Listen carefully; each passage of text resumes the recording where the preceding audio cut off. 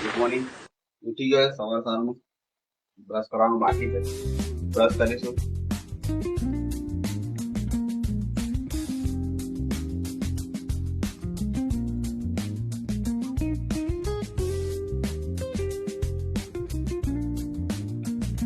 તો ફાઇનલી મિત્રો હું આવી ગયો છું કિચનમાં અને હવે આપણે બનાવીશું ચા નાસ્તો અને જમવાનું. ચા તો બની ગઈ છે, બસ રોટલી બનાવવાની બાકી છે. અને આજનો પ્લાન છે ભરતાનું શાક બનાવવાનો.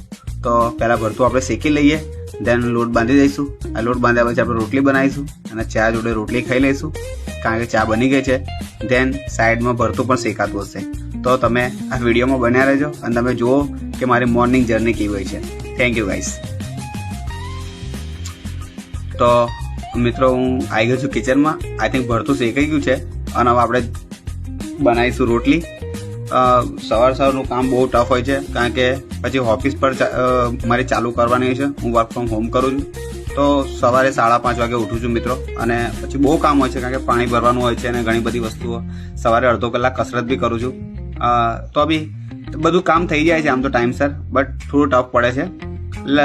પણ વાંધો નહીં, આદત પડી ગઈ છે એટલે હવે કંઈ વાંધો નથી આવતો. બટ અમુક ટાઈમ એવું લાગે કે થોડું ટાઈટ થઈ ગયા છે સવારમાં જ. બટ સવારમાં કસરત બી થઈ જાય છે. તમે જોઈ રહ્યા છો મેં રોટલી બનાવી લીધી ઓલમોસ્ટ, અને ભરતું બી શેકાઈ ગયું છે. હવે આપણે ભરતાને ખાલી વઘારવાનું બાકી છે. વઘારી લઈશું એટલે આપણું ભરતું રેડી થઈ જશે, બરોબર છે. તો તમે વિડીયો બનાવી રહેજો અને તમે જુઓ કે આપણે કઈ રીતે ભરતાનું શાક બનાવીએ છીએ. તો ફાઇનલી ભરતું મેં ક્રશ કરી નાખ્યું છે અને એક્ઝેક્ટલી મસાલો પણ તૈયાર થઈ ગયો છે, એકદમ ટેસ્ટી. હું તમને એક્સપ્લેન નથી કરી શકતો. આની સ્મેલ અને જે સુગંધ છે કેટલી બ્યુટીફુલ આવી રહી છે. આમ એવું થાય કે અત્યારે જ બનાવીને ખાઈ લો. બટ કંઈ નહીં, આપણે ટાઈમસર ખાઈશું. આપણે એક્ઝેક્ટ 12 વાગે ખાઈએ છીએ. તો અત્યારે જો હું એને એકદમ મેરિનેટ કરી નાખ્યું છે અને તમે જુઓ તો ગજબ રીતે બની ગયું છે. એનો ટેસ્ટ બહુ સરસ આવશે. તો કંઈ નહીં મિત્રો, તમે વિડીયો બનાવ્યો. ફાઇનલી મેં વાસણ પણ ઘસી નાખ્યા છે અને રસોડું પણ સાફ ક્લીન કરી નાખ્યું છે એકદમ. અને પાછળનો વાળો પણ મારો એકદમ કમ્પ્લીટ કરી નાખ્યો છે. તમે જોઈ શકો છો વાળો પણ એકદમ આપણો કમ્પ્લીટ થઈ ગયો છે. બધું જ કામ પતાવી નાખ્યું છે, કપડાં પણ ધોઈ નાખ્યા છે અને આખું ઘર પણ સાફ કરી નાખ્યું છે. તમે જોઈ રહ્યા છો ઘર પર એકદમ બધું કમ્પ્લીટ કરી નાખ્યું છે. અને આપણો જવાનો ટાઈમ થઈ ગયો છે ઉપર આપણી ઓફિસ ચાલુ કરવાનો.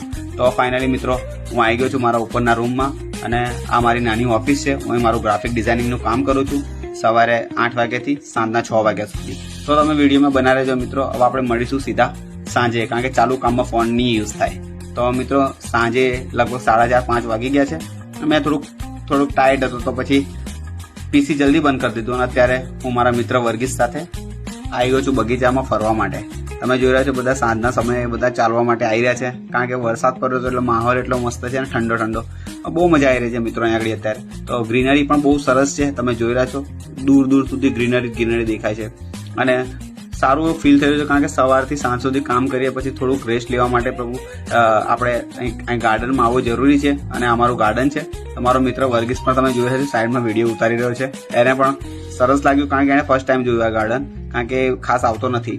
પણ એનો એટમોસ્ફિયર બહુ જ સારો છે મિત્રો. તમે એકવાર ચોક્કસ આ ગાર્ડનની મુલાકાત લો, તમને બહુ જ મજા આવશે આગળ બેસવાની. બહુ ઓછી પબ્લિક છે અત્યારે તો, કારણ કે ચોમાસાનું વાતાવરણ ચાલી રહ્યું છે એટલે. બટ ઓછી પબ્લિક હોય ને ત્યાં જ ફરવાની મજા આવે. જો અત્યારે એકદમ ગ્રીનરી છે. અમે લોકો અહીંથી થોડા ફ્રી થઈને પછી અમે લોકો આગળ જઈશું અને ત્યાં સારું એવું રમવાનું નાના બાળકોનું પણ છે. તો ત્યાં જઈને અમે લોકો થોડીક ફોટો સેશન કરીશું, ગ્રાફિક કરીશું. મારો મિત્રો જો તમે જોઈ રહ્યા છો એને ઓલમોસ્ટ વિડીયો બનાવી દીધો છે. એટલે આઈ થિંક લાગે સ્ટેટસમાં પણ મૂકી દેશે હમણાં, કારણ કે એ રહે છે ગામડે અને અહીંયા અમદાવાદમાં જોબ કરે છે. તો એને પહેલી વખત આ ગાર્ડનની મુલાકાત લીધી છે અને આવી રહ્યો છે મારી જોડે મારો વ્લોગ લેવા માટે કે હું શું કરી રહ્યો છું. અને એ મને બધું પૂછી રહ્યો છે કે શું તમે, કારણ કે એ પણ વ્લોગિંગ ચાલુ કરવાનો પ્લાન કરી રહ્યો છે મારી જેમ. તો કંઈ નહીં મિત્રો, તમે આવી રીતે જ મને સપોર્ટ કરજો. મેં નવી ચેનલ બનાવી છે. મને કોઈ આઈડિયા નથી મારે શું બોલવું. હું કોઈ સ્ક્રિપ્ટ પણ નથી લખતો.